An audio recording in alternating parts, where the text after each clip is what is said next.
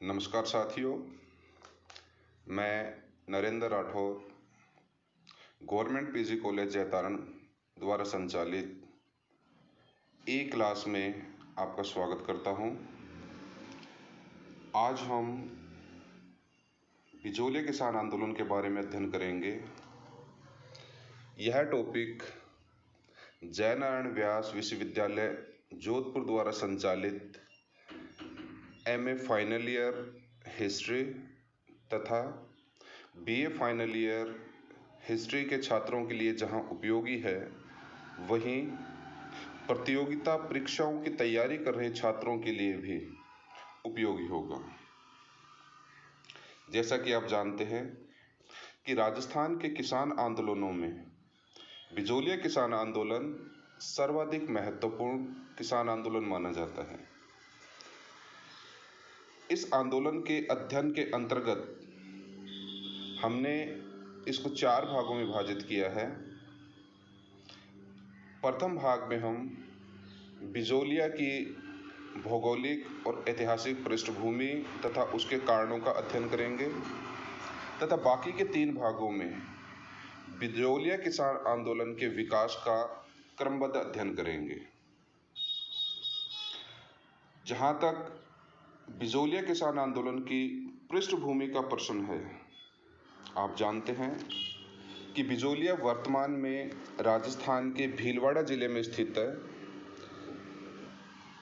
तत्कालीन मेवाड़ राज्य में इसे ऊपरमाल के नाम से जाना जाता था। यह मेवाड़ राज्य की प्रथम श्रेणी के 16 ठिकानों अथवा जागीरों में से एक था। इसको विभिन्न उपनामों से जाना जाता है, जैसे ऊपरमाल, विंध्यावली, उत्तम शिखर आदि। बिजोलिया लेख, जो कि 1170 ईस्वी में गुणभद्र द्वारा रचित है, उसमें इसके नाम का उल्लेख विंध्यावली के नाम से मिलता है। संस्कृत ग्रंथों में इसे उत्तम शिखर के नाम से कहा गया है।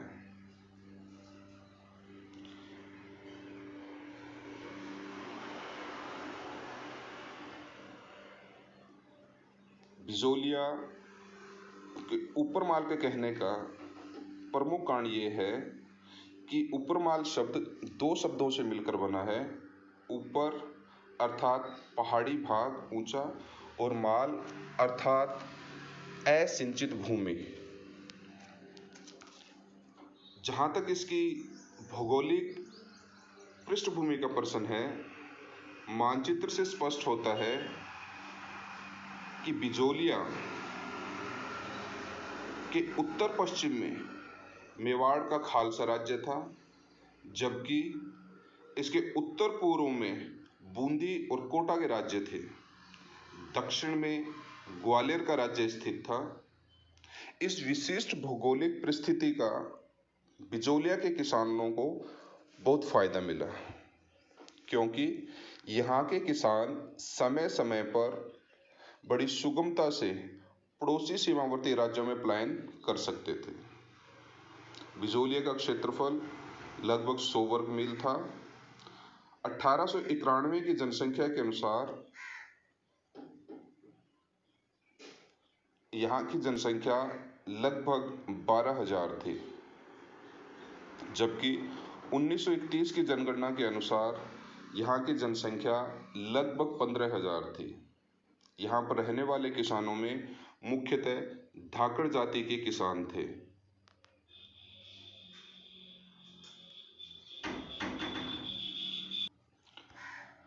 जहाँ तक बिजोलिया की ऐतिहासिक पृष्ठभूमि का प्रश्न है, बिजोलिया ठिकाने का संस्थापक अशोक परमार था।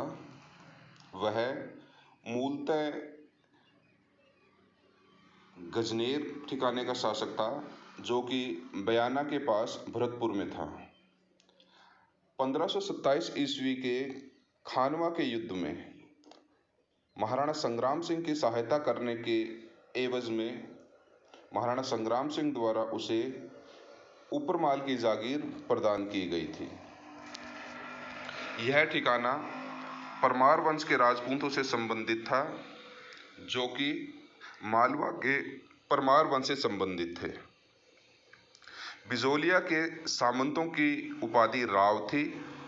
बाद में महाराणा अमर सिंह द्वितीय ने यहाँ के राव शुभकर्ण की वीरता से प्रभावित होकर उसे सवाई की उपाधि से भी विभूषित किया था।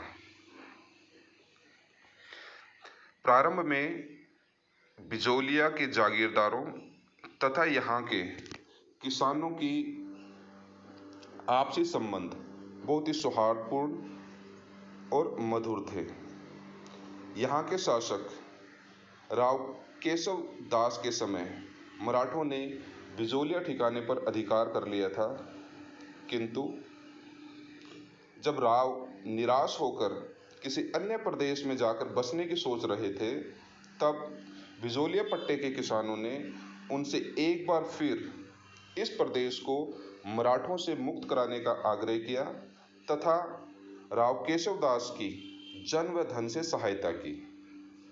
किसानों की इस सहायता से राव केशव दास बिजोलिया ठिकाने को मराठों के नियंत्रण से मुक्त कराने में सफल हुए। इसके पश्चात राव गोविंदास के समय तक बिजोलिया के किसानों तथा वहाँ के जागीरदारों के संबंध अच्छे रहे, लेकिन जैसा कि कहा जाता है, परिवर्तन प्रकृति का नियम है। जैसे जैसे भारत में राजनीतिक परिस्थितियों में परिवर्तन होता गया, वैसे किसान और जागीरदारों के संबंध में भी परिवर्तन होना शुरू हो गया। भारत में मराठा शक्ति के पतन के पश्चात देशी रियासतों ने संधियों के माध्यम से अंग्रेजी संरक्षण स्वीकार कर लिया, जिसके कारण उन्हें बाह्य आक्रमण से मुक्ति मिल गई। इस कारण राव को अब अपनी प्रजा के सद्भाव और सहयोग की पूर्व जैसी आवश्यकता नहीं रही और बिजोलिया के जागीरदारों के दृष्टिकोण में धीरे धीरे परिवर्तन आना शुरू हो गया। राव कृष्णदास अथवा कृष्ण सिंह के समय जागीरदार कृषक संबंधों में कटुता का सूत्रपात हुआ। अब हम बिजोलिया किसान आंदोलन के कारणों का वर्णन करेंगे। जैसे कि विदित है कि राजस्थान की रियासतों में अधिकांश भूमि दो भागों में विभाजित होती थी, खालसा क्षेत्र तथा जागीर क्षेत्र। खालसा भूमि से प्राप्त भू राजस्व राजा के पास जाता था और वहाँ का प्रशासनिक नियंत्रण भी पूर्ण रूप से शासक के पास होता था, जबकि जागीर क्षेत्रों में भू राजस्व जागीर द्वारा वसूल किया जाता था।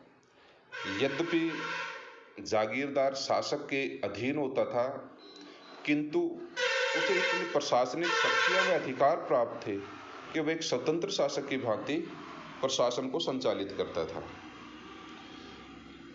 खालसा क्षेत्रों की तुलना में जागीर क्षेत्रों में किसानों की स्थिति दयनीय थी। इस दयनीय स्थिति के प्रमुख कारण थे, पहला आता है लागबाग। लागबाग का तात्पर्य है किसानों से समय समय पर जागीर द्वारा वसूल किए जाने वाले कर। लागबाग मुख्यतः दो प्रकार के होते थे, स्थायी अर्थात मुस्तलिक और अस्थायी अर्थात गैर मुस्तलिक। राव कृष्णदास के समय बिजोलिया में 84 प्रकार की लागतें प्रचलित थी। ये लागतें किसानों के शोषण का सबसे महत्वपूर्ण साधन थी। यद्यपि जून 1922 में राजस्थान के एजीजी R.E. हॉलैंड के मध्यस्थता में जब किसानों और ठिकानों के मध्य फैसला हुआ, उसमें 74 लागतों की सूची प्रस्तुत की गई थी। लागबाग के अलावा किसानों के शोषण का दूसरा प्रमुख कारण था अत्यधिक भू राजस्व। उस समय राजस्थान की रियासतों में मुख्यतः लाटा और कूटा प्रणाली प्रचलित थी। लाटा पद्धति के अंतर्गत किसानों द्वारा खेत से फसल को इकट्ठा कर निकालकर उसको एक जगह पर एकत्रित किया जाता था तथा जागीरदार और किसानों के मध्य उस फसल का बंटवारा हो जाता था। लेकिन बिजोलिया में उस समय कूटा प्रणाली प्रचलित थी, जिसके कारण किसानों में असंतोष था और ये माना जाता है कि राजस्थान के किसानों में भू राजस्व निर्धारण की जिस प्रणाली के कारण सबसे ज्यादा असंतोष था वो कूटा प्रणाली थी। इसके अंतर्गत किसान की खड़ी फसल का आंकलन कर भू राजस्व प्राप्त किया जाता था। प्रारंभ में कूटा प्रणाली के अंतर्गत गांव के पंचों की सहायता से फसल का आंकलन किया जाता था, जो कि किसानों के पक्ष में था। लेकिन धीरे धीरे कूटा प्रणाली में फसल का आंकलन ठिकाने के कर्मचारियों द्वारा किया जाने लगा तथा उसके साथ अनेक प्रकार की लागतें भी लगनी शुरू हो गई। इससे किसानों की स्थिति दयनीय होती गई। एक आकलन के अनुसार किसानों की कुल आय का लगभग 87% 87.4% जागीरदार के पास चला जाता था, जबकि किसान के पास मात्र उसकी आय का 13% 13% भाग ही बचता था। लागबाग और अत्यधिक भू राजस्व के अलावा किसान बेगार से भी दुखी थे।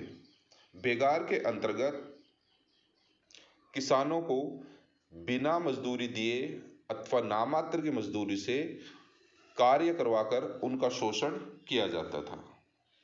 इसके अलावा उस समय बिजोलिया में कोई भी लिखित नियम नहीं था।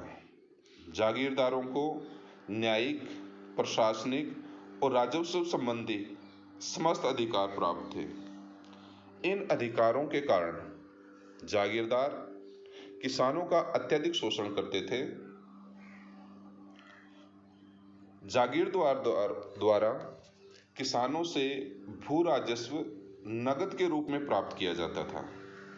इस कारण किसान धीरे धीरे साहूकार के ऋणों से दब गए।